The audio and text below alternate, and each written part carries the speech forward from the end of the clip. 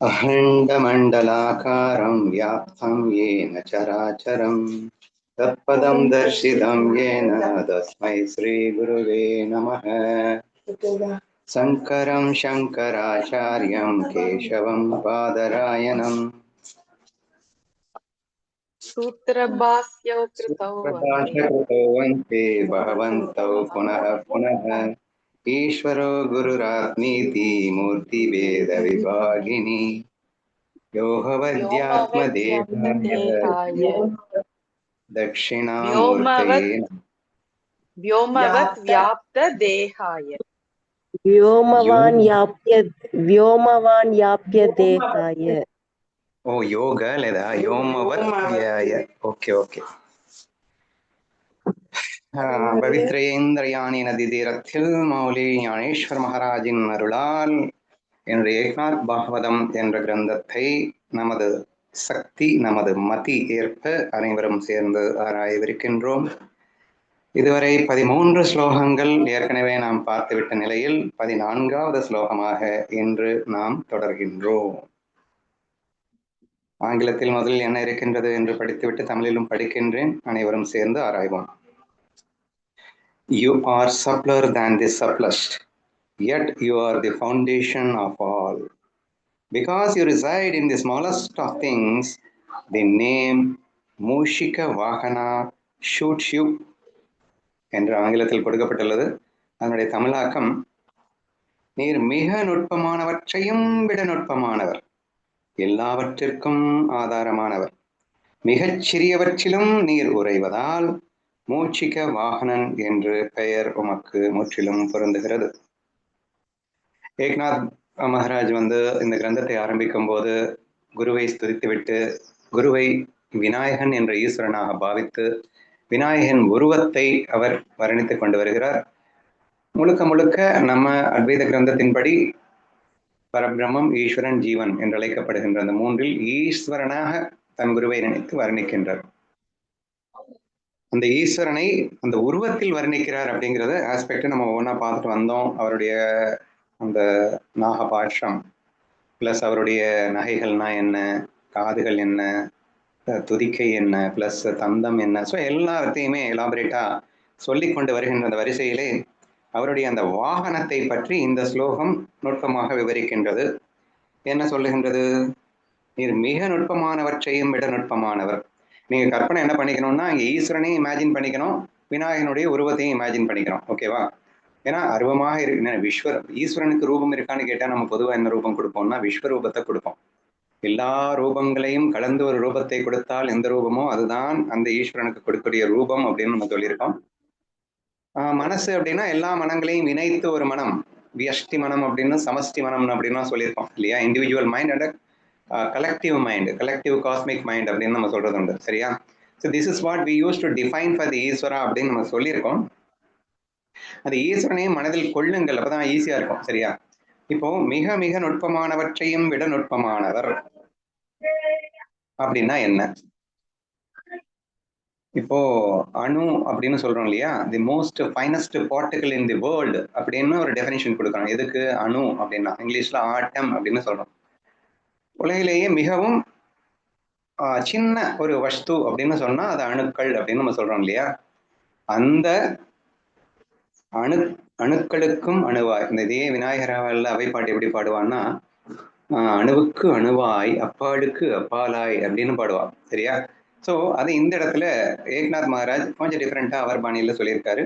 மிக மிக நுட்பமானவற்றையும் விட நுட்பமானவராய், கிட்டத்தட்ட அணுவுக்கு அணுவாய், அதே வார்த்தை தான். சரியா? அணுவிற்கும் அணுவாய் அப்படின்னா என்ன அர்த்தம்? இப்போ ஒரு மெட்டீரியல் இருக்கு அப்படின்னு வச்சுக்கோங்களேன். அந்த மெட்டீரியல் கோடிக்கணக்கான அணுக்களால் உருவாக்கப்பட்டு அது ஒரு ஒரு பொருளாக நமக்கு வருகிறது. சயின்ஸ் நீங்க படிச்சிருப்பீங்க. So I don't want elaborate to go into this. அப்போ அந்த அணு அப்படிங்கிறது அணுவிற்கும் அணுவாய் அப்படின்னா என்ன அர்த்தம்? மெட்டீரியலுக்கு ஆட்டம் அப்படின்னு சொல்றேன். ஆட்டம் அப்ப ஆட்டத்துக்கு ஒண்ணு இருக்கணும்ல அப்படின்னு நம்ம கேட்க வேண்டியது இருக்குல்ல. இந்த ஆட்டம் எதுவால் ஆனது அப்படின்னு சொன்னா அந்த ஆட்டத்துக்கும் ஆட்டமாக இருக்கின்ற இந்த ஆட்டத்தால் ஆனது என்று நாம் புரிந்து கொள்ள வேண்டும். சரியா? சோ அணுவிற்கும் மனம் இல்ல. இப்ப சயின்ஸ் மூலியமா பார்த்தோம் அப்படின்னா வைரஸ், பாக்டீரியா அதெல்லாம் அவங்க வந்து கண்டுபிடிக்கிறதே ஒரு லேப் வச்சு அதுக்குன்னு கொஞ்சம் ப்ராசஸ், அதுக்குன்னு டைரக்டா கண்ணும் இல்லாம அதுக்குன்னு கொஞ்சம் இது வச்சு அது என்ன, அது எப்படி இருக்குன்னு கண்டுபிடிக்கிறாங்க. ஏதோ ரொம்ப உள்ள போய் கண்டுபிடிக்கிறாங்க. சோ எது ஒண்ணு வியாபகமா, இப்ப காற்றுன்னு எடுத்துட்டோம், அது வியாபகமா இருக்கும். வியாபகமா இருக்க இருக்க அது வந்து சூக்ஷ்மமாவும் போயிட்டே இருக்கும். சோ காற்றே எப்படின்னா ஆகாயம், அதை விட வியாபகம் சூக்ஷ்மம். சோ இதுக்கெல்லாம் இதையெல்லாம் படைத்த ஈஸ்வரன் எப்படி இருப்பான்னா இதை விட இன்னும் வியாபகமா, இன்னும் சூக்ஷ்மமா, இன்னும் நுட்பமா போறதால எல்லாத்தையும் விட நுட்பமானவர் பகவான் அப்படின்னு எடுத்துக்கலாம். பரவாயில்லையே, சூப்பர் பர்ஃபெக்ட் எக்ஸ்பிளனேஷன். அண்ணா எனக்கு என்ன தோணுது, கூர்ந்து கவனிங்க. ஒரு விஷயத்த சொன்னா எந்த அளவிற்கு அது வியாபகமாக இருக்கிறதோ அதனாலேயே அது நுட்பமாகவும் இருக்கின்றது. Understand this point. ரெண்டு சூப்பர் எக்ஸாம்பிள் கொடுத்திருக்கா. ஒன்னு காற்று மிகவும் வியாபகமாக இருக்கின்றது, பட் டீப்பா திங்க் பண்ணி பார்த்தீங்கன்னா மிகவும் நுட்பமாகவும் இருக்கின்றது. அதே மாதிரி சூப்பர் எக்ஸாம்பிள் ஆகாயம், எக்ஸ்ட்ரீம்லி வியாபகமாக இருக்கின்றது, குவைட் நேச்சுரலி எக்ஸ்ட்ரீம்லி நுட்பமாக இருக்கின்றது. ஏன்னா அதை பார்க்கவே முடியாது. ஆகாயத்தை நீங்க பார்த்துட முடியுமா என்ன? ஆனா ரொம்ப பெருசுங்கிறதுனால அதை பார்க்கவே முடியலன்னா நுட்பத்துல நுட்பமா வந்துடுதா? ஆனா ரொம்ப பெருசு அப்படிங்கிற ஆஸ்பெக்ட்ல ஆகாயம் அப்படிங்கிற மாதிரி வந்துருதா? ஸோ ரியலி சூப்பர் எக்ஸாம்பிள் நீ கொடுத்தது. ஸோ ஈஸ்வரன் அப்படின்னா யாரு அப்படின்னா அவன் வியாபகத்திலும் வியாபகம் அல்லவா, பட் நேச்சுரலி அவன் நுட்பத்திலும் நுட்பமாக இருக்க வேண்டும் அல்லவா? ஸோ நல்ல எக்ஸ்பிளனேஷன் தான் இதுவும் கூட. நீங்க என்ன புரிஞ்சுக்கணும் அப்படின்னா சொல்லுமா அண்ணா, நீங்க முடிச்சிருங்க, ஏதோ சொல்ல வந்தீங்க. அதாவது அமீபா, வேற என்ன, bacteria, virus, something like that ஒரு சுதா வந்து இன்ட்ரடியூஸ் பண்ணினா. ஸோ இதெல்லாம் முதல்ல நம்ம ஈஸ்வரனுக்கு டெஃபினிஷன் என்ன கொடுப்போம்னா பஞ்சபூதங்கள், மனம், புத்தி, அகங்காரம். இதான் ரா மெட்டீரியல் தானே.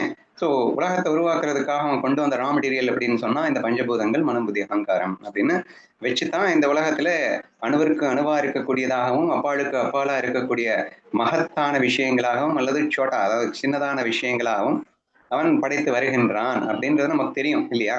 அப்போ இந்த வைரஸ், இந்த பாக்டீரியா, அமீபா இது எல்லாமே எதனால் உருவாக்கப்பட்டது அப்படின்னா பஞ்சபூதங்கள், மனம், புத்தி, அகங்காரம். இது யாரு? ஈஸ்வரன் தானே. ஈஸ்வரன் தானே, இந்த ரா மெட்டீரியலே ஈஸ்வரன் தானே அப்படின்னு சொல்ல வரேன். நீங்க அமீபா எடுத்துக்கோங்க, வைரஸ், பாக்டீரியா என்ன வேணா எடுத்துக்கோயா, நீ என்ன எடுத்துக்கிட்டாலும் அதுக்குள்ள என்ன இருக்க முடியும்? அல்டிமேட்லி பஞ்சபூதம், மனம், புத்தி, அகங்காரத்தை தவிர வேற ஏதாவது நீ கண்டுவிட முடியுமா? பார்த்து விடத்தான் முடியுமா? அக்ரணை பொருட்கள் என்றால் பஞ்சபூதத்தை காண்பாய், உயிருள்ள பொருட்கள் என்றால் அத்தோடு சேர்ந்து நீ இதை பார்ப்ப. இதை தவிர வேற என்ன பார்க்க முடியும் உன்னால என்று நமக்கு கேட்க தோன்றுகிறது அல்லவா? அப்போ இவன் தான் பேஸாவே இருக்கு. அதுதான் அடுத்த வரியில சுபமா கொடுத்திருக்காரு, எல்லாவற்றிற்கும் ஆதாரமானவர் அப்படின்னு ஒரு பாயிண்ட் எக்ஸ்ட்ரா அழகா சொல்லியிருக்காரு. இப்போ நம்ம என்ன பார்த்திருக்கோம் அப்படின்னா நுட்பத்தில் அணுவுக்கு அணுவாய் அப்பாளுக்கு அப்பாலாய் அப்படின்னு நம்ம பார்த்தோம். இங்க வந்து அப்பாளுக்கு அப்பால்ன்ற வார்த்தை இவர் கொடுக்கல, மேபி அடுத்த கோவில கொடுக்குறாரு என்னன்னு தெரியல. ஸோ இதுல பர்டிகுலரா மூச்சிக வாகனன் அப்படிங்கிறத டிஃபைன் பண்றதுக்காக அவர் அழகா வந்து நுட்பத்திலும் நுட்பமா இருக்கும் அவருக்கு மூச்சிகனே, ஐ மீன் மூச்சிக வாகனமே போதும் அல்லவா? ஒரு எளிய வாகனமா இருந்தா போதாதா? ஏன்னா he is the finest of all finite இல்ல, அதை தூக்கிட்டு போறதுக்கு எலிங்கிறது எவ்வளவு பெரிய பெருசு. ஸோ தேர்ஃபோர் அவருக்கு மூச்சிக வாகனன் என்று பெயர் வைந்தது. So the intention of the Eknath Maharaj is just give that மூச்சிக வாகனன் என்ற பெயர் ஏன் வந்தது என்று குறிப்பதற்காக அணுவுக்கு அணுவாய் அப்படிங்கிற வார்த்தை இங்க சொல்லப்பட்டிருக்கின்றது. ரொம்ப ஈஸியா புரிஞ்சுக்கலாம். ஈஸ்வரனை டிஃபைன் பண்ணும்போது அவன் தான் அனைத்துமாக இருக்கின்றான், ஆதாரமாக இருக்கின்றான். உலக தோற்றத்திற்கு ஆதாரமாக இருக்கின்றதே ஈஸ்வரனாகத்தான் இருக்கின்றான். பின் அணுவிற்கு அணுவாய் உள்ளதும் அவன் தானே, அப்பாலுக்கு அப்பாலாய் இருப்பதும் அவன் தானே, வேற ஏதாவது இருக்கத்தான் முடியுமா என்ற ஒரு விஷயத்தை இந்த அடிகள்ல வருவதா பாக்குறேன். இப்ப நான் ஃபுல்லா படிக்கும்போது ஈஸியா புரியும் பாருங்க. நீர் மிக நுட்பமானவற்றையும் விட நுட்பமானவர், குவைட் நேச்சுரலி எல்லாவற்றிற்கும் ஆதாரமானவர். ரெண்டுமே வந்துருச்சா? அப்ப எப்படி நுட்பத்திலும் நுட்பமாக இருக்க முடியும் அப்படின்னா ஆதாரமாக இருக்கக்கூடிய இவன் தானே நுட்பத்திலும் நுட்பமாக இருக்க முடியும். ஏன்னா அதுக்கே ஆதாரமா நான் தானே இருக்கேன். நுட்பத்திலும் நுட்பமாக இருக்கக்கூடியதற்கே ஆதாரமாக இருக்கக்கூடிய நான் அதை விட நுட்பமாக அல்லவா இருக்க வேண்டும் என்ற அடிப்படையில நீங்க பாத்தீங்கன்னா சோ கண்டிப்பா அதை ஏற்றுக்கொள்ளத்தான் வேண்டும். சோ ஈஸ்வரன் நுட்பத்திலும் நுட்பம் என்றாலும் ஏற்றுக்கொள்ளத்தான் வேண்டும். அப்பாலுக்கு அப்பால் என்று ரொம்ப விஸ்தாரமாக இருக்கின்றான் என்று சொன்னாலும் நீங்கள் ஏற்றுக்கொள்ளத்தான் வேண்டும்.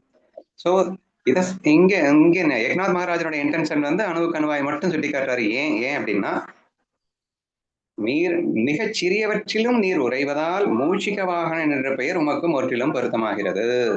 சோ நீங்கள் அந்த எலியை வாகனமாக வைத்துக் கொள்வதில் ஆச்சரியம் ஒண்ணு இல்லை அப்படிங்கிறதுக்கு நான் இந்த ஒரு விளக்கத்தை கொடுக்கின்றேன் என்று இந்த ஒரு ஸ்லோகத்தில் சொல்லியதாக பார்க்கின்றேன். உங்களுக்கு என்ன தோணுதோ சொல்லுங்க. அண்ணா இதேதானே நான் நினைச்சேன். இப்ப எலிங்கிறது வந்து சின்ன உருவம். அது எங்கனாலும் ஊடுருவி போகும். இந்த பரபிரம்மம் அப்படிங்கிறது இந்த இடத்துல இந்த விநாயகரை பரபிரம்மமா நினைச்சு சொல்ற மாதிரி நான் புரிஞ்சுக்கிறேன் ஏக்நாதர். அப்போ வந்து அந்த எலிய காட்டிலும் சின்னதுக்கும் சின்னதா இருக்கக்கூடியவர் வந்து இந்த நீங்க சொல்லிட்டீங்க பஞ்சபூதங்களாகவும் மனசு புத்தி அகங்காரம் எல்லாவுமா வந்து இருக்கான். சோ கண்ணுக்கு தெரியாதவன் அந்த எலிங்கிறதாவது சின்னதா கண்ணுக்கு தெரியுது. ஆனா இவன் வந்து கண்ணுக்கு தெரியாம எல்லாவுமா வியாபிச்சுட்டு இருக்கான் அப்படிங்கிற மாதிரிதான் நான் புரிஞ்சுக்கிட்டேன். அதான் சொல்ல வந்தேன். ஓகேமா. சரி, இப்படி இறைவனை புரிந்து கொள்வதால் ஏற்படும் நன்மை யாராவது சொல்லுங்க.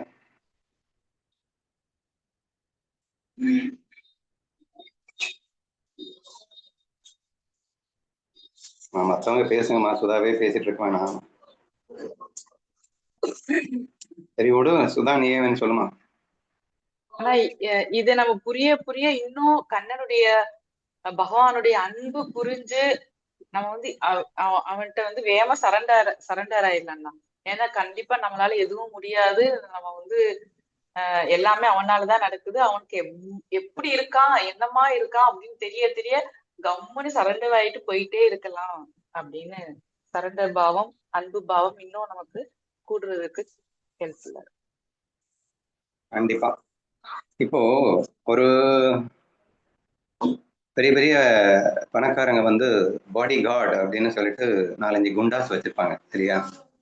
பவர்ஃபுல்லான பீப்புள்ஸை வந்து தான் கூட வச்சுக்கிட்டா தனக்கு பவர் கிடைச்சதா அவங்களுக்கு ஒரு ஃபீல். சரியா? என்னை யாரால அசைக்க முடியாது. ஏன்னா எனக்கு இவ்வளவு பவர் இருக்கு தெரியுமா, என்னை சுத்தி எத்தனை பவர்ஃபுல்லான ஆட்கள் இருக்கிறார்கள் தெரியுமா அப்படின்னு நம்ம பொதுவா பேசுறது. சரியா? அப்போ உனக்கு பயம் அற்று போவதற்காக நீ மெய் காப்பாளர்களை வைத்துக் கொள்ளுகின்றாய். ஏன்னா அவங்க உன்னை பாதுகாப்பாங்க என்ற நம்பிக்கையில் வைத்துக் கொண்டிருக்கிறாய். ஏன் பாதுகாப்பாங்கன்னு நம்புற? ஏன்னா அவங்க பவர்ஃபுல் அப்படின்னு நம்புறதுனால அவங்க உன்னை காப்பாத்துவாங்கன்னு நம்புற. சரியா? இப்போ இறைவனின் பவரை நீங்க புரிஞ்சுக்க முடிஞ்சா, அவன் உங்களுக்கு பாடி கார்டா இருக்கேன்னு அவனே உங்களுக்கு டிக்ளேர் பண்ணினா, ஜஸ்ட் இமேஜின், அவன் கோடிக்கணக்கில் கொடுத்து வச்சிருக்கிற பாடி கார்டு நம்ம கிருஷ்ணன்ற பாடி கார்டுக்கு முன்னாடி தூசு விலை வருமாங்க. ஆனா இவன் இலவசமா நமக்கு வர்றேங்கிறான். அவன் சில லட்சக்கணக்கில் செலவு பண்ணாதான் அவனுக்கு பாடி கார்டா வருவானுங்க. சரியா? ஆனா நம்ம இறைவன், நம்ம கண்ணன், நம்ம விநாயகன் இலவசமாக நான் வருகின்றேன் என்று சொல்லுகின்றான். ஆனா ஒரே ஒரு சின்ன ரிக்வஸ்ட் வைக்கிறான். ஏன்னா நீங்க மெய்காப்பாளனா வந்தா கூட அந்த மெய்காப்பாளன் வந்து சில கண்டிஷனை போடுவான். நீங்க இப்படித்தான் போகணும், அப்படித்தான் வரணும், இங்க எங்க போகணும், அப்படி இருந்தாதான் நான் உங்களை பாதுகாக்க முடியும் அப்படின்னு சொல்லிட்டு ஒரு சாதாரண அரசியல்வாதியை கூட அவன் கண்டிப்பா 100% ஃப்ரீடம் அவன் இஷ்டத்துக்குலாம் மூவ் பண்ண முடியாது. நான் உங்களை ப்ரொடெக்ட் பண்ணணும்னா நீங்க நான் சொல்றதை கொஞ்சம் கேட்டுதானுங்க ஆகணும் அப்படின்னு சொல்லிட்டு அவனே சில கண்டிஷன் போடுறான். அப்படின்னா இவன் என்ன கேட்டான் பெருசா? டே கொஞ்சம் அந்த ஈகோவை விட்டுறேன்டா. ஏன்னா இவன் ப்ரொடெக்ட் பண்றதுக்கு ரெடி தான். ஆனா உனக்கு ஃப்ரீடம் கொடுத்துட்டான்ல, உன் இஷ்டத்துக்கு வாழலான்ற ஃப்ரீடம் கொடுக்கும்போது அதுக்கு நான் தடையா வந்துடக்கூடாது அப்படிங்கிறதுக்காக, டே நீ கொஞ்சம் என்ன நம்ப மாட்டியான்னு கேட்கிறான். வேற என்னங்க கேட்டான்? என்ன நீ நம்பினா போதண்டா, நான் அவனை பாத்துக்கிறேன். இவன் பணம் கொடுத்த பாடி கார்டை நம்புறாங்க, நம்ம கண்ணனை நம்புறதுக்கு எங்க வலிக்குது? ஸோ கண்ணனின் அன்பை பற்றி நேற்று ரொம்பவே நம்ம வர்ணிச்சுட்டு இருந்தோம். அப்போ அந்த அன்பை புரிந்து கொள்ளும் போது அவனை நம்பாம வேற யாரை நம்புறது? அணுவிற்கும் அணுவாய் அப்பாளுக்கும் அப்பால. What a powerful he is. He is in everything. உனக்குள் அணுவாய் அணுவாய், அதாவது உனக்குள்ள லட்சக்கணக்கான அணு இருக்குன்னு இங்க தெரியும்ல. ஆட்டம்ஸ் அண்ட் மாலிகுல்ஸ் எல்லாம் சேர்ந்துதானே இந்த பாடி உருவாயிருக்கு. அதை விட அணுவுக்கு அணுவா யார் இருக்கா? ஏன் ஈஸ்வரனே அந்தரியாமியாக இருக்கான். அந்தரியாமியா மட்டுமா இருக்கான்? ராமடியில் அவன் தானே இருக்கான். அவன் தானே அவன். இப்ப நானுங்கிறதுக்கு இங்க என்ன இருக்கு? எனக்கு கொடுக்கப்பட்ட அந்த சுதந்திரம் மட்டும்தான் நான், வேற ஒண்ணுமே இல்லை. இங்க எல்லாமே அவன் தானே. அதனாலதானே அவன், நான் என்னதான் நினைச்சாலும் என்ன அவன் ஆட்ட முடியுது. இங்க நானே இந்த உடம்பு நானுன்னு சொல்லிக்க முடியுமாங்க? இந்த மைண்டுங்கிற டூல் கூட நானும் சொல்லிக்க முடியாது. அதுவும் அவன் கொடுத்து வச்சதுதான். எனக்கு அந்த ஃப்ரீடமை கொடுத்தான், நீ உன் இஷ்டத்துக்கு இந்த பாடி மைண்டை யூஸ் பண்ணிக்கடா அப்படின்னு. அவன் கொடுத்த டூல், அவனோட டூல், யூஸ் பண்ணிக்கடான்னு கூட சொல்லல, நீ திங்க் பண்ணு, அதை நான் யூஸ் பண்றேங்கிறான் அவனுக்கு எனக்காக. So this is the way you must understand the God. ஏன் ஈஸ்வர ஸ்துதி இவ்வளவு அழகாக பாடப்படுகிறது அப்படின்னு சொன்னா, பக்தி நீ நிறையணும் அப்படின்னா ஃபர்ஸ்ட் புரியணும் இல்லைங்க. இப்போ நிறைய பேர் என்கிட்ட வந்து நான் உங்களை ட்ரஸ்ட் பண்றேன், நான் உங்ககிட்ட சரண்டர் ஆகிறேன் அப்படின்னா எப்படி சொல்ல முடியும்? First they should know me இல்லையா, எனக்கு தெரிஞ்சுக்கணும் இல்லை, நான் யாருன்னு புரியணும் இல்லை. அப்படி தெரியாமலே இருந்தா எப்படி வரும்? அப்ப ஈஸ்வரனை புரிந்து கொள்ளும் பொருட்டு இங்கே ஸ்துதி பாடப்படுகிறது என்பதை புரிந்து கொள்ள வேண்டும். இப்ப பக்தர்கள் எல்லாம் நிறைய இறைவனை ஸ்துதி பாடுறாங்க அப்படின்னா எதுக்கு, சும்மாவா? இல்லையே, அவனை புரிஞ்சுக்கணும் இல்ல, அவனை புரிஞ்சுக்கிட்டு ஆட்டோமேட்டிக்கா அவன் மேல லவ் வந்துரும்ல, அவன் மேல ட்ரஸ்ட் வரும்ல, நம்பிக்கை வரும்ல. அப்ப கண்ணனை நம்ப வேண்டும் என்பதற்காக ஈஸ்வர ஸ்துதி பாடப்படுகிறது என்பதை புரிந்து கொள்ளுங்கள். அந்த வகையிலே இங்கே விநாயகன் ஸ்துதி பாடப்பட்டு கொண்டு வருகிறது. அந்த வகையில இந்த ஸ்லோகத்துல அதிநுட்பத்திலும் நுட்பமானவன் என்ற ஒரு விஷயத்தை புரிந்து கொள்ளும் போது எத்தனை சக்தியானவன் என்று புரிந்து கொண்டு அவன் உனக்காக காத்து கொண்டிருக்கிறான், என்னை நம்படா என்று அந்த ஒரு விஷயத்தை நாம் அவனை நம்பி அவனிடத்தில் ஒப்படைக்க வேண்டும் என்பதுதான் இந்த ஸ்லோகத்தை புரிந்து கொள்வதால் ஏற்படும் நன்மை என்று புரிந்து கொள்வோம். அடுத்ததுக்கு போயிடலாமா?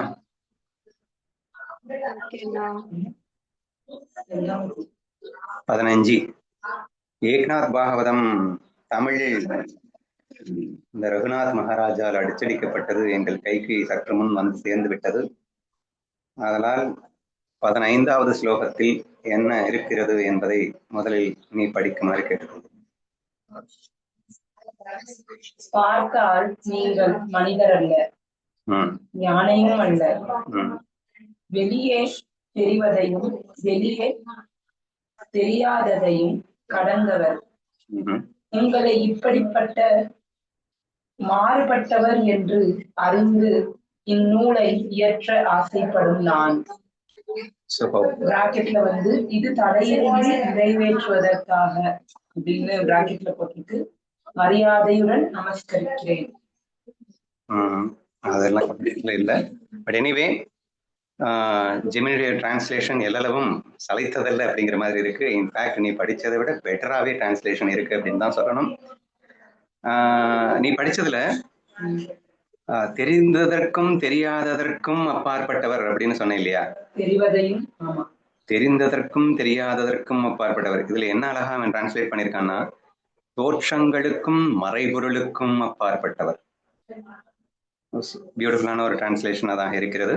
So anyway no problem.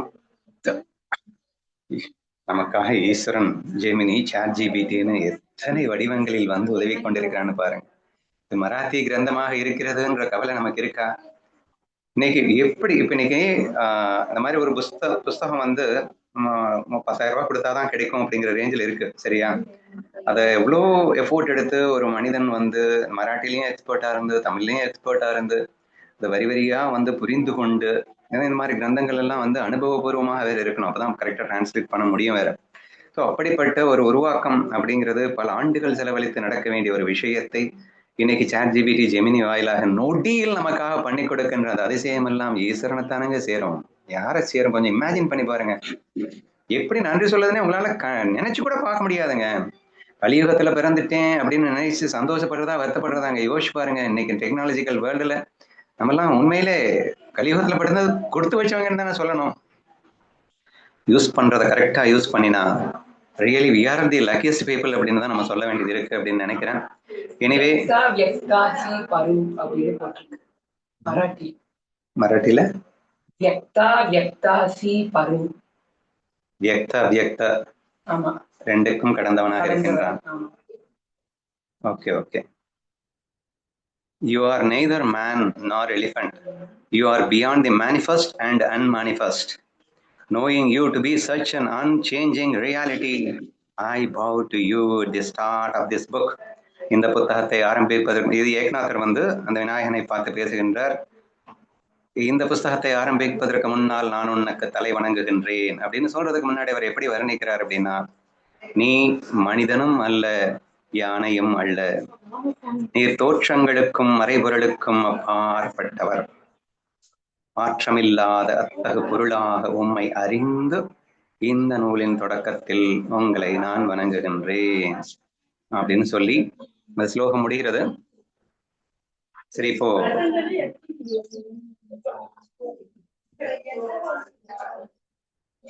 Okay, மராட்டியே புரியுதா? சரி, பரவாயில்ல.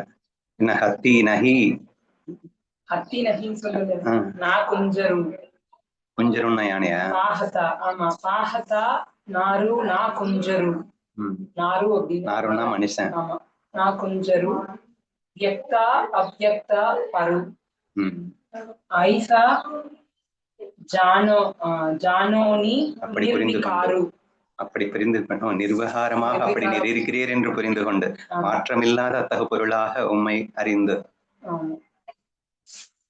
வணங்குகிறேனா? நமனாதரு கிரந்தார்த்தி கிரந்த ஆரம்பத்திற்கு முன்னால் வணங்குகிறேன் அப்படின்னு சொல்லி. சரி, விடு, உனக்கு மராட்டி தெரியும்னா எங்க எல்லாருக்கும் மராட்டி தெரியாது. அதுதான் ஜெமினியும் எல்லாமே இருக்கு. அதனால ஒன்னும் கவலைப்படணும்னு அவசியம் இல்லை. இப்போ எனக்கு புரியல, யாராவது ட்ரை பண்ணுங்க. நீர் மனிதனும் அல்ல, யானையும் அல்ல. எனக்கு அடுத்தது நான் விளக்கிறேன், ஒன்றும் பிரச்சனை இல்லை. நீர் தோற்றங்களுக்கும் மறைபொருளுக்கும் அப்பாற்பட்டவர். அதை நான் பாத்துக்கிறேன். யாராவது எனக்கு ஃபர்ஸ்ட்ல எனக்கு எக்ஸ்பிளைன் பண்ணணும். நீர் மனிதனும் அல்ல, யானையும் அல்ல. What do you mean by that?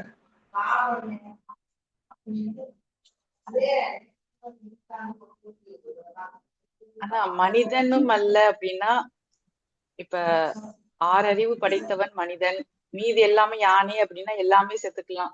விலங்கு எல்லாமே சேர்த்துட்டு 1 to 5 அறிவு அப்படின்னு வச்சுக்கலாம். சோ அந்த 6 அறிவு படைத்தவன், 5 அறிவு படைத்த இதெல்லாம் நீ இல்ல, நீ வந்து அறிவே சொரூபமா இருக்கிற அப்படின்னு. ஓகே, வேற யாராவது ட்ரை பண்ண போறீங்களா? நான் சொல்லவா? ஓகே, அதாவது எந்த ஒரு வடிவத்துக்கும் வந்து கட்டுப்படாதவர்னு எடுத்துக்கலாம்னா, எதுவுமே இல்லைன்னா எதுக்கும் கட்டுப்படாதவர், அனைத்துக்கும் அப்பாற்பட்டவர் அப்படின்னு எடுத்துக்கலாம். ஒண்ணு இல்லைங்க, நீர் தோற்றங்களுக்கும் மறைகளுக்கும் அப்பாற்பட்டவர் அப்படின்னு அவங்க வந்துன்னா அவர் யானை முகம் மனித வடிவம், அதனால இது மனிதனும் சொல்ல முடியாது, யானையும் சொல்ல முடியாது. அதான் கோட் பண்றாங்க. எக்ஸாக்ட்லி. நான் என்ன புரிஞ்சுக்கிட்டேன் அப்படின்னா, you can't define him in this particular way. இவனை இப்படி அப்படி இப்படி அப்படின்னு சொல்லிட்டு இந்த பிரம்மஸ்வரூபத்தை உன்னால் வரையறுக்க முடியாது அப்படிங்கிறது தான் ரொம்ப மெயினான ஒரு பாயிண்ட். சரியா? ஐ திங்க் இந்த இடத்துல நம்ம சுதா ஈஸ்வரனை பிரம்மமாக பாவிக்கின்றார்னு எடுத்துக்கலாம் இல்லையா? ஏன்னா வியக்தத்துக்கும் அவ்வியக்தத்திற்கும் அப்பாற்பட்டவர் அப்படின்னு சொல்லும் போது I think we can equate the Ganesha with Parabrahma. ஓகேவா? சொல்லிடு. ஸோ இங்க என்ன சொல்லியிருக்காரு அப்படின்னா, we cannot define in a particular way. பொதுவா வந்து பிரம்மத்துக்கு தான் அந்த மாதிரி சொல்லுவாங்க. இதை வந்து ஒரு டெஃபினிஷனே கொடுக்க முடியாது, இப்படின்னு சொல்ல முடியாது, அப்படின்னு சொல்ல முடியாது அப்படிங்கிற மாதிரியான ஒரு வஸ்துவை யார் எதை சொல்லணும்? ஈஸ்வரனை கூட நம்ம வந்து அழகா சுதாட்ட கேட்டா சொல்லுவா, ஈஸ்வரனுடைய தன்மைகள் என்ன அப்படின்னா கடகடன்னு அடிக்கிடுவா. ஜீவனுடைய தன்மைகள் என்ன அப்படின்னா கடகடன்னு அடிக்கிடுவா. இந்த பிரம்மத்தினுடைய தன்மைகள் என்னன்னு சொல்ல முடியாது. ஏமா சொல்ல முடியாதுங்கிற? ஏங்க, இது இப்படியும் இருக்குங்க அப்படியும் இருக்குங்க. ஒண்ணுமில்லாம இருக்குன்னு சொல்ல போனா அதுதான் எல்லாமா இருக்குன்னு சொல்ல வேண்டியது இருக்கு இல்லைங்க. அப்ப எல்லாமா இருக்கான்னு கேட்டா அது ஒண்ணும் இல்லாம தாங்க இருக்கு, எல்லாமெல்லாம் அது இல்லைங்க அப்படின்னு சொல்ல வேண்டியது இருக்கு இல்லைங்க. இப்ப நம்ம கண்டேவ் பதாஸ்தியில திரும்ப திரும்ப நம்ம என்ன பார்த்துட்டு இருக்கோம்? பிரம்மம் சத்தியம் ஜெகத் மித்யான்னு பார்த்துட்டு இருக்கோம். ஜீவனும் பிரம்மமும் ஒன்றேன்னு பார்த்துட்டு இருக்கோம். எப்படியா டிஃபைன் பண்ணுவனே? எல்லாம் ஒண்ணுன்னு டிஃபைன் பண்ணிடுவியா? ஒண்ணுன்னு டிஃபைன் பண்ணலாம். அதுக்காக எல்லாமே ஒண்ணுன்னா நீங்க பார்த்து உலகத்தை போயிட்டு சத்தியம்னு நினைச்சிடக்கூடாது. அப்ப உலகம் சத்தியம் இல்லையா? உலகம் சத்தியம் இல்லை. அப்ப பிரம்மம் தான் சத்தியம், உலகம் சத்தியம் இல்லை. அப்ப சத்தியம் இல்லைன்னு ஸ்ட்ராங்கா சொல்லிடுவியா? சத்தியம் இல்லைன்னு எப்படி ஸ்ட்ராங்கா சொல்லுவேன்? பிரம்மம் தானே சத்தியமா இருக்கு, உலகமா இருக்கு. பிரம்மமே உலகமா இருக்கிறதுனால அது சத்தியம் இல்லைன்னு சொல்ல முடியாது. இல்ல, நீ எப்படியா சொல்லுவ? அது சொல்ல முடியல, என்ன விட அப்படின்னு நம்ம சொல்றோம் இல்லையா? So this is what he is trying to say that நீர் மனிதனும் அல்ல, யானையும் அல்ல அப்படின்னா ஒன்னு ஒரு டெஃபினேஷன்ல கொண்டு வர முடியாதுப்பா என்ற ஒரு வரியோடு இதை ஆரம்பிப்பதாக நான் பார்க்கின்றேன். நீர் தோற்றங்களுக்கும் மறைபொருளுக்கும் அப்பாற்பட்டவர். அதாவது தோற்றங்கள் அப்படின்னா என்ன? ஈஸ்வர தோற்றம், ஜீவ தோற்றம். சரி, ஈஸ்வரன் மாயைக்குள்ள இருக்கக்கூடியது தோற்றம்னு சொல்லணும். மாயைக்கு அப்பால் இருப்பவரை தோற்றம் இல்லாதவராக இருக்கின்றார் அப்படின்னு சொல்லணும் இல்லையா? இப்போ தோற்றம் மறைபொருள் அப்படின்னா என்ன இருக்கும்? தோற்றம் இல்லாமல் இருப்பது. அவ்யக்தான்னு வந்து சான்ஸ்கிரிட்ல சரி மராட்டியில கொடுத்திருக்கிறதா அவ சொல்லிட்டா. சரியா? வியக்தம் அவ்யக்தம். தோற்றம் தோற்றம் இல்லாமல், மேனிஃபெஸ்ட் அன்மேனிஃபெஸ்ட்னு சூப்பரா இங்கிலீஷ்ல கொடுத்தான். சரியா? தோற்றம் இல்லாமல் இருப்பவர் அப்படின்னு அவனை என்னால் டிஃபைன் பண்ண முடியுமா? பொதுவா வந்து பிரம்மம் சத்தியம்னு டிஃபைன் பண்ணும்போது அப்படித்தான் டிஃபைன் பண்ணுவேன். நிர்விகாரி, நிர்குணன், நிராகாரன், இதெல்லாம் என்னத்தை குறிக்குது? அவனுக்கு உருவம் இல்லை, அவனுக்கு குணம் இல்லை, அவனுக்கு ஒண்ணும் இல்லைன்னு குறிக்குது அப்படின்னு சொல்லிட்டு, இது எதுக்காக நம்ம வந்து பேசுறோம் அப்படின்னா அண்டர்ஸ்டாண்டிங்காக பேசிட்டு இருக்கோம். ஏன்னா பிரம்ம சைதன்யம் மட்டும் சைதன்யம் அல்ல. இங்க ஈஸ்வர சைதன்யமும் சைதன்யம் தான், ஜீவ சைதன்யமும் சைதன்யம் தான். வியக்தமா இருக்கிறதும் சைதன்யம் தான், அவ்வியக்தமா இருக்கிறதும் சைதன்யம் தான். அப்ப சைதன்யத்தை டிஃபைன் பண்ண முடியுமான்னா எப்படியா டிஃபைன் பண்றது நானு? அப்ப நிர்விகாரிய, நிர்குணன், நிராகாரன் எல்லாம் சொன்னியே, அதெல்லாம் வந்து என்னது? அது சைதன்யத்தோட டெபினிஷன் சொன்னா கூட விகாரியும் அவன் தானே, குணங்களும் அவன் தானே, குணாதீதனும் அவன் தானே, அது எல்லாமே இருக்கிறதும் அவன் தானப்பா சொல்ல வேண்டியது இருக்கு. அப்ப எந்த டெபினிஷனுக்குள்ளும் போட முடியாது. அப்ப நம்ம முதல்ல சொன்னமே டெபினிஷன் அப்படின்னா அது அண்டர்ஸ்டாண்டிங்காக சொல்லப்பட்டது. பரபிரம்மத்தை முழுசா புரிஞ்சுக்கணுன்றதுக்காக, பிரம்மம் சத்தியம் ஜெகத் நித்யான்ற தத்துவத்தை ஆழமா புரிஞ்சுக்கணுன்றதுக்காக, அதுவே இதுவா இருந்தாலும் அதுவும் இதுவும் உண்மை அல்ல, ஆனால் அதுதான் இது என்ற தத்துவத்தை ஆழமா புரிஞ்சுக்கிறதுக்காக, ஈஸ்வரனுடைய தன்மை நம்ம அழகா வர்ணிச்சோம், ஜீவனுடைய தன்மை வர்ணிக்கப்படுகிறது. இன்ஃபேக்ட் பரபிரம்மத்துக்கும் தன்மை வர்ணிக்கப்படுகிறது. அதற்கு உலகமே தெரியாதுன்னு சொல்றோம், பின்ன குணங்கள் அற்றவன்னு சொல்றோம், உருவம் இல்லாதவன்னு அபோக்தா, அகர்த்தா, அபோக்தா, நிர்விகாரம் நிறைய சொல்றோம். எக்கச்சக்கமான வேர்ட்ஸ் ஒரு நாள் கூட நம்ம படிச்சோம்னு நினைக்கிறேன். எக்கச்சக்கமான வேர்ட்ஸ் நம்ம பரபிரம்மத்துக்கு டெஃபினிஷன் கொடுக்குறோம். இப்போ டெஃபினிஷன் கொடுத்துட்டோம் அப்படிங்கிறதுக்காக அது உண்மைன்னு சொல்ல முடியுமா? அது மட்டுமே உண்மைன்னு சொல்லிட்டா அப்புறம் ஈஸ்வரனும் ஜீவனும் பொய்ன்னு ஆயிடுமா? So therefore it is impossible to define the Parabrahma என்பதுதான் சரியான வார்த்தையாக இருக்க முடியும் என்ற ஒரு விஷயத்தை அவர் வந்து இந்த மாதிரி சொல்லியிருக்கார். இப்போ நீர் மனிதனும் அல்ல, யானையும் அல்ல, நீர் தோற்றங்களுக்கும் மறைபொருளுக்கும் அப்பாற்பட்டவர். We can't define by means of saying anything. எப்படியும் உங்களால் சொல்ல முடியாது. மாற்றமே இல்லாத அத்தகு பொருளாக உண்மை அறிந்து. இங்க பாரு, இப்படி இப்படியும் சொல்ல முடியாதுன்னு சொல்லிட்டு இல்ல, பின் எதுக்கு மறுபடியும் சொல்ற? அடுத்த வரையில என்ன போடுறாரு பாரு, மாற்றமில்லாத அத்தகு பொருளை. நீ மராட்டிலையும் அதுதான் படிச்ச, அந்த வார்த்தை எப்படி அந்த மராட்டில?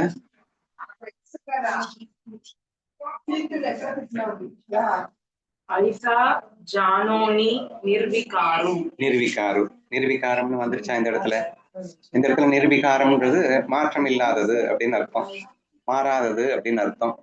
விகாரம்னாலே உயர்வு தாழ்வு அப்படின்னு இருந்தாதான் விகாரம் அப்படின்ற ஒரு வார்த்தையை நம்ம யூஸ் பண்ணவே முடியும். அத்வைத சுரூபமா இருக்கக்கூடிய ஒன்றாகவே இருக்கக்கூடியது வந்து விகாரின்னு சொல்ல முடியாது. மாயைக்குள்ளதான் விகாரம் இருக்கும். மாயைக்கு அப்பாற்பட்ட இடத்துல விகாரம் எங்கே போறது? விகாரமே இருக்காது. சிற்பி முதல்ல என்ன சொன்னாரு? உங்களை இப்படி அப்படி சொல்ல முடியாது, அனைத்துக்கும் அப்பாற்பட்டவர் சொல்லிட்டு இல்ல, சொல்லிட்டு ஆனா என்ன சொல்றாரு மறுபடியும்? ஞானதேவர் மாதிரியே தான் சங்கதேவ உபசாஸ்தியில சொன்ன மாதிரி இப்படியும் சொல்றது அப்படியும் சொல்றது இப்படியும் சொல்றதுன்னு மாத்தி மாத்தி வர்ற மாதிரி எகைன் ஒரு டெபினிஷனை கொடுத்துதான் வந்து விநாயகரை வணங்குறார். மாற்றமில்லாத அத்தகு பொருளாக உண்மை அறிந்து. இப்படி அப்படின்னு டிஃபைன் பண்ண முடியாத இருக்கக்கூடிய உங்களை அப்படின்னு சொல்லும் போதே நீர் மாற்றமற்றவர், எப்போதும் ஒரே மாதிரி இருப்பவர் அப்படின்னா மெல்லுவ பிரம்மம் சத்தியத்துக்குள்ள போறாரு. சரியா? அப்படின்னு புரிஞ்சுக்கிட்டு உண்மை அறிந்து இந்த நூலின் தொடக்கத்தில் வணங்குகின்றே என்று ஏக்நாத் மகாராஜ் சொல்லியிருக்காரு.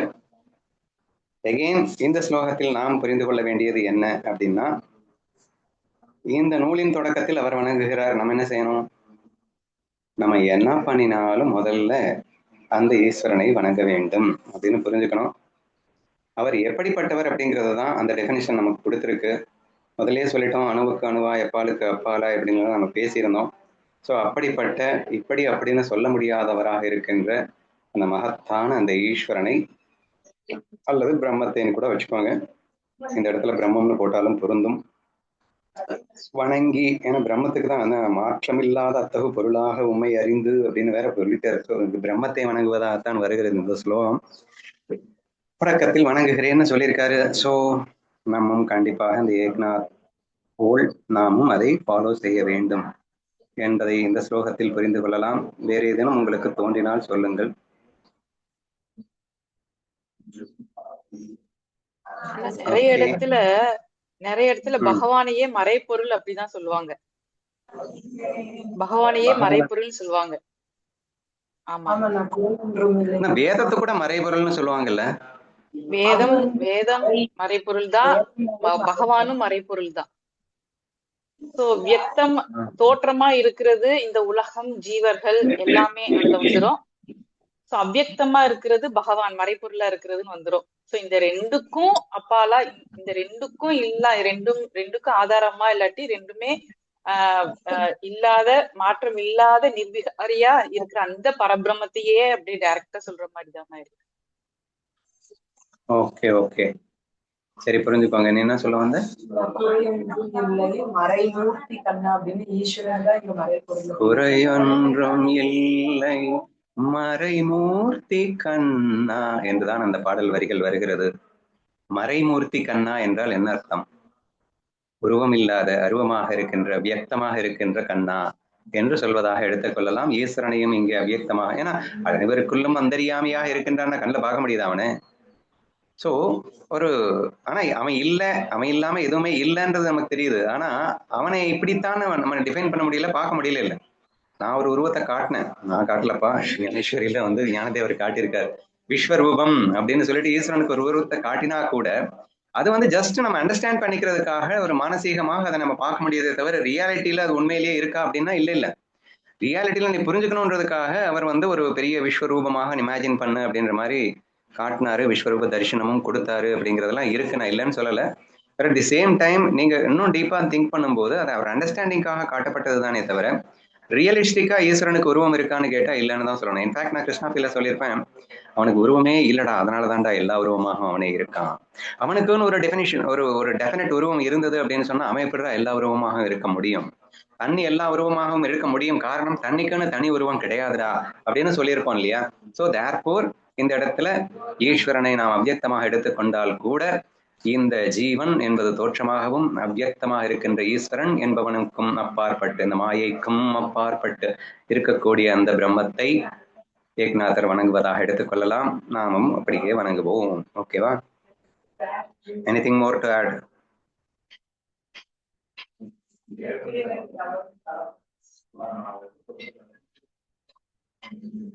Okay, next 16th one. 14.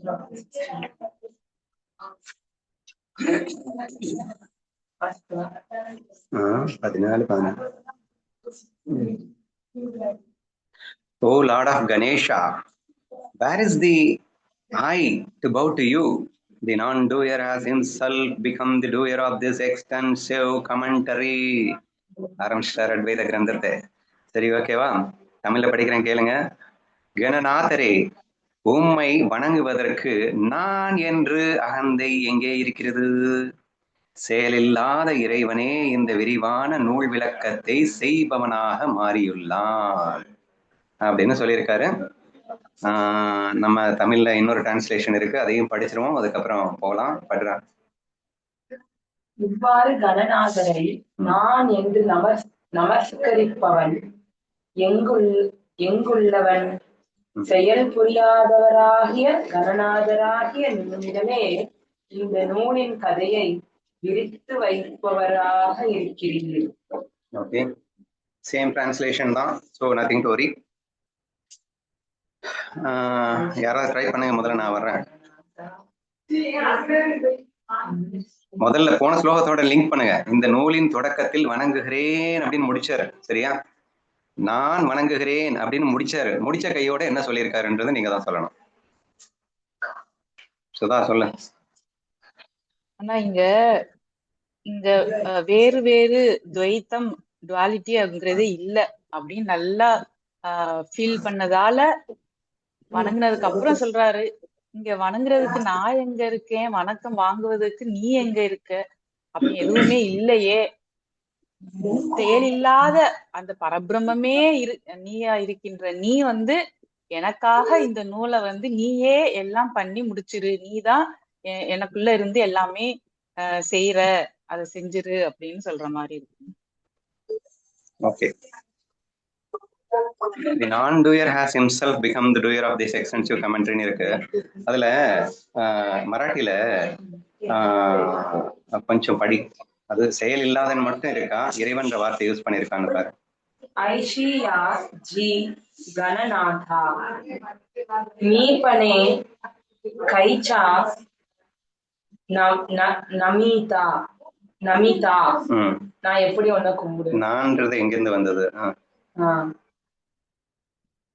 அகர்த்தாச்சி ஜாஹலா கர்த்தா கிரந்த கதா விஸ்தாரா. ஓகே, சோ இறைவன்ற வார்த்தை மராட்டியில யூஸ் பண்ணல, அங்க தமிழ்லயும் அவர் யூஸ் பண்ணிட்டாரோ? தமிழ்ல இருக்குல்ல, கணநாதராகி அப்படின்னு கொடுத்திருக்காரு, பிராக்கெட்ல தான் கொடுத்திருக்காரு, புரியணும் அப்படிங்கிறதுக்காக ஃபர்ஸ்ட் கொடுத்திருக்காரு. இவ்வாறு கணநாதரை நான் என்று நமஸ்கரிப்பவன் எங்குள்ளவன், செயல் புரியாதவராகிய நீங்களே இந்த நூலின் கதையை விரித்து வைப்பவராயிருக்கிறீர்கள். ஓகே ஓகே, இந்த இடத்துல விநாயகன் அப்படிங்கிறதுனால, இங்க விநாயகன் இறைவனாக இருக்கு அப்படிங்கிறதுனால ஜெமினி வந்து இறைவன்ற வார்த்தையை யூஸ் பண்ணிருக்கு. அவர் வந்து கணநாதரை நோக்கி அதை சொல்கிறார் அப்படிங்கிற வார்த்தையை இதுலயும் கணநாதர் ஐஷியா ஜி கணநாதா, அதான்டா எடுத்த உடனே கணநாதரே அப்படின்னு ஆரம்பிக்குது இல்லையா? அதனால சரி, ஓகே. இப்ப நம்ம என்ன புரிஞ்சுக்கணும் அப்படின்னா, நான் ஏற்கனவே சொல்லியிருக்கேன், எல்லாமே மாத்தி மாத்தி தான் டெபினிஷன் வந்து இருக்கும். ஈஸ்வரன் வேற, பிரம்மம் வேற கிடையாது. சோ கடந்த ஸ்லோகத்திலேயே அந்த விநாயகனை பிரம்மமாக பாவித்துதான் வணக்கம் செலுத்தி இருக்கிறார் அப்படிங்கிறத பார்த்தோம். இங்கேயும் கணநாதா என்று சொல்லும் போது அவரை பிரம்மமாக பார்த்துதான் சொல்லுகின்றார் என்பதை எப்படி புரிந்து கொள்ளுகின்றோம் அப்படின்னு சொன்னா, அகர்த்தாவாக இருக்கின்ற நீயே கர்த்தாவாய் வந்து இந்த நூலை இயற்றுகின்றாய் என்று தானே சொல்ல வேண்டுமே தவிர, நான் என்று புதிதாக எங்கு முளைத்து வந்தேன் என்று நான் இங்கே வணங்கிக் கொண்டிருக்கின்றேன் என்று வணங்கி அவரே இப்போது அடுத்த ஸ்லோகத்துல அப்படி சொல்லி இருக்கின்றார் அப்படிங்கிற ஒரு விஷயத்தை தான் நம்ம வந்து இங்க பார்த்திருக்கோம். சரியா? சோ பரபிரம்மம்னா என்ன? அகர்த்தா, அபௌக்தா, எதுவுமே இல்லாதது அப்படின்னு எல்லாம் நம்ம பொதுவா சொல்றது உண்டு. ஓகேவா? இப்போ அதுவேதான் ஈஸ்வர சைதன்யமா மாறிச்சு, அதுவேதான் ஜீவத்தை சைதன்யமா மாறிச்சு, அதுவேதான் உலகமா மாறிச்சு, அதுவேதான் இங்க உள்ள எல்லாமாகவும் இருக்கிறது. இங்குள்ள அத்தனை படைப்புகளும் அதுவேதான். அந்த படைப்புகளில் ஒன்றுதான் இப்போது ஏக்நாத் பாகவதமாக படைக்கப்பட போகிறது. இந்த படைப்பை மட்டும் வேறு எவன் படைக்க முடியும்? சரி, இங்கே நான் வணங்குகிறேன் என்று சொல்லிவிட்டேனே, இந்த நான் வணங்குகிறேன் அப்படின்னா இங்கே அவர் வந்து எந்த ஆஸ்பெக்ட்ல இருந்து சொன்னாரு? தன்னை ஒரு ஜீவனாக பாவித்து கணநாதரை பிரம்மமாக பாவித்து நான் அந்த பிரம்மத்தை வணங்குகிறேன், இந்த கிரந்த தொடக்கத்தை போது வணங்குகிறேன் அப்படின்னு சொன்ன உடனேயே இந்த கிரந்தத்தை நான் எழுத முடியுமா? என்னால தான் அது செய்யத்தான் முடியுமா? ஃபர்ஸ்ட் நான் ஒண்ணு இருந்தாதானே இங்க நான் வந்து கிரந்தத்தை எழுதுறதுக்கு. இங்க இருக்கிறது எல்லாமே பிரம்மம் மட்டும்தானே, பிரம்மத்தை தவிர எதுவுமே இல்லையே. பிரம்மமே தானே ஈஸ்வரனாகவும் ஜீவனாகவும் இருக்கின்றது. அப்போ பிரம்மமே தானே பிரம்மத்தை பற்றி எழுத போகிறது. இந்த கிரந்தம் ஃபுல்லாவே பிரம்மத்தை பற்றிய ஒரு விஷயமாக இருக்கட்டும்.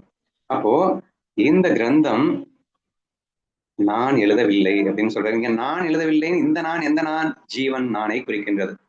முதலில் அப்ப நான் வணங்குகிறேன்னு சொன்னது எந்த நான்? ஜீவனை குறிக்கின்றது. அப்ப ஜீவன் நீங்க வந்து தனியா பிரிச்சிடக்கூடாது, அந்த ஜீவனும் பிரம்மமே என்று புரிஞ்சுக்கணும் அப்படிங்கிறதுக்காக அந்த பிரம்மமே ஜீவ வேஷத்தில் இருந்து கொண்டு இனிஷியேட் பண்ண, அதை ஈஸ்வரனாக இருப்பவன் அதை எழுத என்று ஒரு பெரிய விஷயம் நடக்க போகிறது. நல்லா புரிஞ்சுக்கோங்க. நான் அடிக்கடி சொல்லியிருக்கேன், ஜீவன் இனிஷியேட் பண்ணணும், ஈஸ்வரன் நடத்தி காட்டணும். ஆனா இதுக்கு எல்லாத்துக்கும் ஆதாரமா பிரம்மம் இருந்தாகணும். பிரம்மம் இல்லைன்னா இங்க ஈஸ்வரனும் இல்லை, ஜீவனும் இல்லை. ஆனா இந்த உலக தோற்றத்திற்கு காரணம் initiation of jiva and execution of Ishvara, and initiation of jiva and execution of Ishvara is dummy before compared to the adhisthana parabrahma. ஏன்னா நீங்க இந்த கிரந்தம் யாரால் இயற்றப்பட்டது அப்படின்னு ஒரு கேள்வியை கேட்டீங்கன்னா, இந்த ஜீவனால் எப்படி சொல்லுவீங்க? அவன் இனிஷியேட் பண்ணான்றதுக்காகவா? இல்ல ஈஸ்வரனால் எப்படி சொல்லுவீங்க? அவன் எக்ஸிக்யூட் பண்ணான்றதுக்காகவா?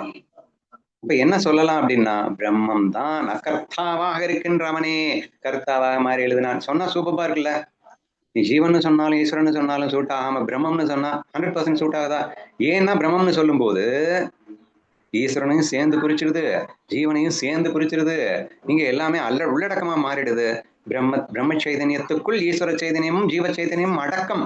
ஆனா ஜீவ சைதன்யத்துக்குள் பிரம்ம சைதன்யத்தம் நம்ம வந்து கன்ஃபியூஸ் ஆயிடுவோம். ஆனா சைதன்யம் தான். நான் திரும்ப திரும்ப என்ன சொல்லிட்டு இருக்கோம், ஒரே சைதன்யம் தான் எல்லாமாக இருக்கின்றதுன்னு சொல்றோம். ஜீவ சைதன்யத்துக்கும் ஈஸ்வர சைதன்யம் டெபினிஷன் வேற கொடுத்துட்டோம் இல்லையா? அப்போ அதை இதுக்குள்ள அடக்கிறத விட பிரம்மத்துக்குள்ள இந்த ரெண்டையும் தூக்கி அடக்குனீங்கன்னா ரொம்ப ஈஸியா நமக்கு அண்டர்ஸ்டாண்ட் ஆகும் என்று எனக்கு தோன்றுகிறது. ஸோ அதன் விளைவாக அவர் கணநாதரே உம்மை வணங்குவதற்கு நான் என்ற அகந்தை ஏது அப்படின்னு கேட்கிறார். அப்படின்னா என்ன அர்த்தம்? ஒரு ஜீவன் ஞானியான பிறகு தன்னை என்னவாக உணர்கிறான்? பிரம்மமாக உணர்கிறான் இல்லையா? அகம் பிரம்மாஸ்மி என்றுதானே அவன் உணர்கிறான். நான் பிரம்மம் என்றுதானே உணர்கிறான். அங்க நான் இல்லை என்று ஆயிடுச்சா? அப்ப நான் ஒரே நான் தான், அது பிரம்மம் மட்டும்தான். அப்ப பிரம்மத்தினுடைய குவாலிட்டி என்ன? அகர்த்தா. இப்போ ஏகநாத் மகாராஜ் யாரு? தன்னை பிரம்மம் என்று உணர்ந்தவர் அவர். அப்ப நான் பிரம்மம் என்று உணர்ந்த நான் இப்ப கிரந்தத்தை எழுத போகிறேன் அப்படின்னா பிரம்மம் தான் பிரம்மத்தை எழுத போகின்றது, பிரம்மத்தை பற்றி எழுத போகின்றது. இந்த உண்மை இதெல்லாம் வந்து நமக்கு புரியணும்ன்றதுக்காக எல்லாமே பண்ணுதானே, கேம் தானே. நீயும் பிரம்மம், நானும் பிரம்மம், எல்லாம் பிரம்மம் தான். பிரம்மத்தோடு விளையாடுவதற்காக இப்படி ஒரு கிரந்தம் அப்படிங்கிற ஒரு விளையாட்டு நடந்து கொண்டிருக்கிறது. நானும் இங்க பேசிட்டு இருக்கேன். இந்த பிரம்மம் அந்த பிரம்மங்களோட இங்க ஒரு 5-6 பிரம்மங்கள் உட்காந்து எங்கிட்ட கேட்டுட்டு இருக்கு. நானும் பேசிக் கொண்டிருக்கின்றேன் என்பதாகத்தான் வருகிறது. இது வெறும் மாயை என்றாலும் இந்த மாயையாக இருப்பது எது? பிரம்மந்தான். பிரம்மமே தான் இங்கே மாயையாக இருந்து கொண்டு இங்கே பேச. அப்ப அகர்த்தாவாக இருக்கின்ற நான் கர்த்தாவாக உங்ககிட்ட பேசிட்டு இருக்கு இல்லையா? அகர்த்தாவாக இருக்கின்ற நீங்கள் கர்த்தாவாக இங்கே கேட்கும் செயலை செய்து கொண்டிருக்கவில்லையா? அப்படித்தான் யா அகர்த்தாவாக இருக்கின்ற ஏகநாதன் கர்த்தாவாக மாறி கிரந்தத்தை செய்ய போகின்றான் என்று புரிந்து கொள்ள முயற்சிக்கலாமே அப்படின்னு கேட்கிறான். சரியா? இப்படி புரிந்து கொள்வதால் ஏற்படும் நன்மையை யாராவது சொல்லுங்கள் பார்க்கலாம். இந்த ஓவில என்ன சொல்றாங்க அப்படின்னா, இங்க நான் அப்படின்னு எங்க இருக்கு அப்படின்னு சொல்லியிருக்காங்க. ஆனா அதுக்கு முன்னாடியேன்னு வணங்குகிறேன் அப்படின்னு சொல்லியிருக்காங்க. சோ நம்ம வந்து ஞானத்தை வந்து நம்ம வந்து புரிஞ்சிருக்கணும். நம்ம தான் பரபிரம்மம் அப்படின்னு அந்த அந்த ஃபீல் இருந்தாலும் நமக்கு வந்து ஒரு பக்தியும் சேர்ந்தே இருக்கணும். நான் தான் பரபிரம்மம் தானே அப்படின்னு பக்தி இல்லாம நம்ம வந்து அந்த வரட்டு வேதாந்தமா இருக்காம ஞான பக்தனா இருக்கணும். இங்க ஈகோலெஸ் கேரக்டர் குறிக்குது, அங்க வந்து பக்தனை குறிக்குது. சோ அந்த ஞான பக்தனா அவர் இருக்கிறதா இந்த ரெண்டு இதையும் சேர்ந்து பார்க்கும்போது புரியுது. அதே மாதிரி நாமளும் இருக்கணும். Good explanation. கல்பித துவைதம் என்று ஞானதேவன் கூறியதை அழகாக நினைவுறுத்துகின்றால் இங்கே முதல் தொடக்கத்தில் நூலின் தொடக்கத்தில் வணங்குகின்றேன் என்று அவர் ஏன் சொன்னார்? அவர் பிரம்மம் என்று உணர்ந்தவர் தான். அவரும் தானே பிரம்மம் என்று அறியாதவர் அல்ல. ஆனாலும் ஏன் வணங்குகிறேன் என்று சொன்னார்? தன்னையே தான் வணங்கத்தான் முடியுமோ?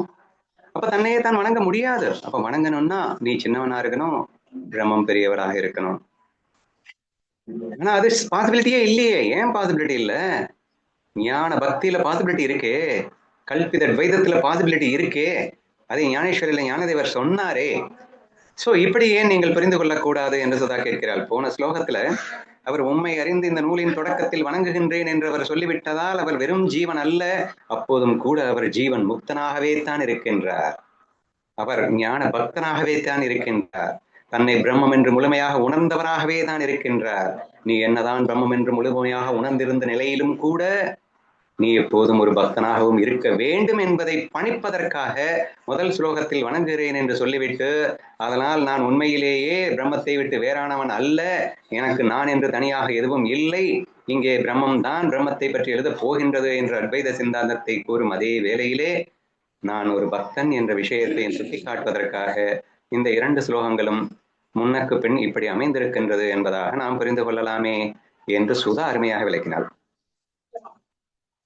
அதே மாதிரி வேற யாராவது ஏதாவது சொல்லணும்னா சொல்லுங்க.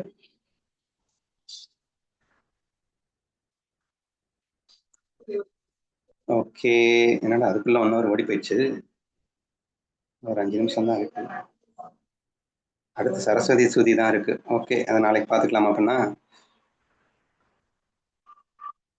சரி, இப்போ இப்படி புரிந்து கொள்வதால் ஏற்படும் நன்மையை மட்டும் சொல்லிவிட்டு முடிக்கலாம். அண்ணா இந்த இதுல இருந்து நான் எப்படி புரிஞ்சுக்கிறேன்னா, இப்போ சூரியன் வந்து எதுவுமே செய்யல, ஆனா அதனுடைய ஒளியாலதான் எல்லா வியாபாரமும் நடக்குது அப்படின்னு கூட எடுத்துக்கலாமா?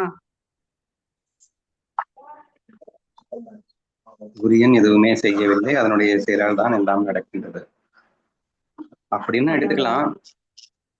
எதுவுமே செய்யாத அதுவே அனைத்தையும் செய்து கொண்டிருக்கிறதுன்னு எடுத்துக்கலாம். கர்த்தாவாய் இருக்கின்ற அவனே கர்த்தாவாய் மாறி இங்கே செயலாற்றுகின்றான் அப்படின்னு தான் இங்க சொல்லியிருக்காரு இல்லையா? செயலில்லாத அந்த பரபிரம்மே இந்த விரிவான நூல் விளக்கத்தை செய்பவனாக மாறியுள்ளான்னு சொல்லியிருக்காரு. நீ இந்த சூரியன் எக்ஸாம்பிளுக்கு போனேன்னா அந்த செயலுக்கு நானக்கும் சம்மந்தமே இல்லைன்ற மாதிரி வந்துடும். ஆனா இங்கே அகர்த்தாவாக இருக்கின்ற நானே கர்த்தாவாக மாறி இருக்கின்றேன்னு சொல்லியிருக்காருன்னு சேர்ந்து புரிஞ்சுக்கோ அப்படிங்கிறான்.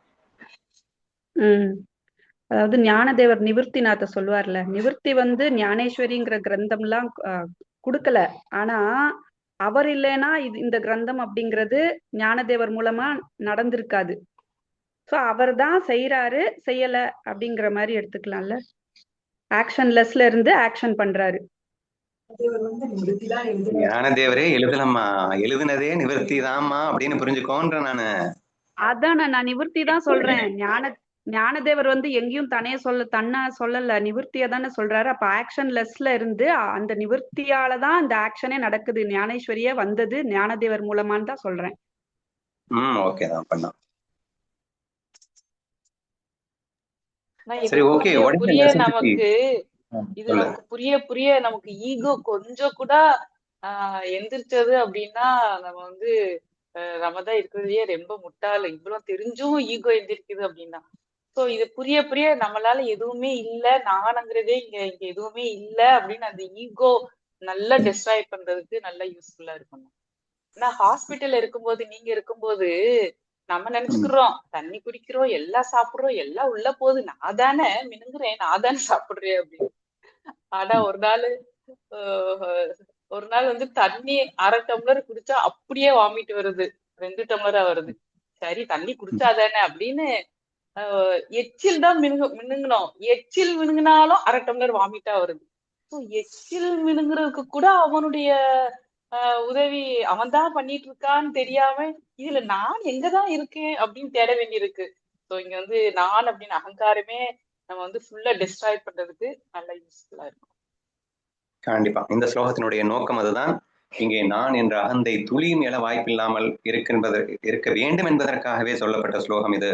You can do many things, நீங்க அதுக்காக எதுவுமே பண்ணக்கூடாதுன்னு இல்லை, நீங்க பண்ணுங்க, ஆனா பண்றது நீங்க என்ற ஃபீலிங் இல்லாம பண்ணணும் என்பதற்காக கொடுக்கப்பட்ட ஒரு விஷயம் தான் இது. இங்க கிரந்தம் என்பது அவர் ஒரு ஆக்ஷனுக்காக சொல்றாரு. நீங்க என்ன ஆக்ஷன் வேணா பண்றதுக்கு முன்னாடி இந்த அகந்தை என்பது துளியும் இல்லாதவாறு, பிரம்மம் இல்லை என்றால் நான் இல்லை என்ற முழுமையான தெளிவோடு, அல்லது அந்த பிரம்மமே நான் என்ற புரிதலோடு, அப்ப கல்பித துவைதத்தோடு நீங்கள் இருந்து கொண்டு வேண்டுமானால் இந்த கிரந்தத்தை நீங்கள் எழுதுவதாக இருக்கலாமே தவிர, உண்மையில் நான் அப்படிங்கிற அந்த பிரம்மத்தை விட்டு தனியாக, ஈஸ்வரனை விட்டு தனியாக, அல்லது மற்ற ஜீவன்களை விட்டு தனியாக நான் என்று ஒருவன் இருப்பதாக அந்த எண்ணம் துளியும் இல்லாதவாறு நாம் புரிந்து கொள்வதற்காக இந்த ஸ்லோகம் அமைக்கப்பட்டுள்ளதாக நாம் எடுத்துக்கொள்வோம்.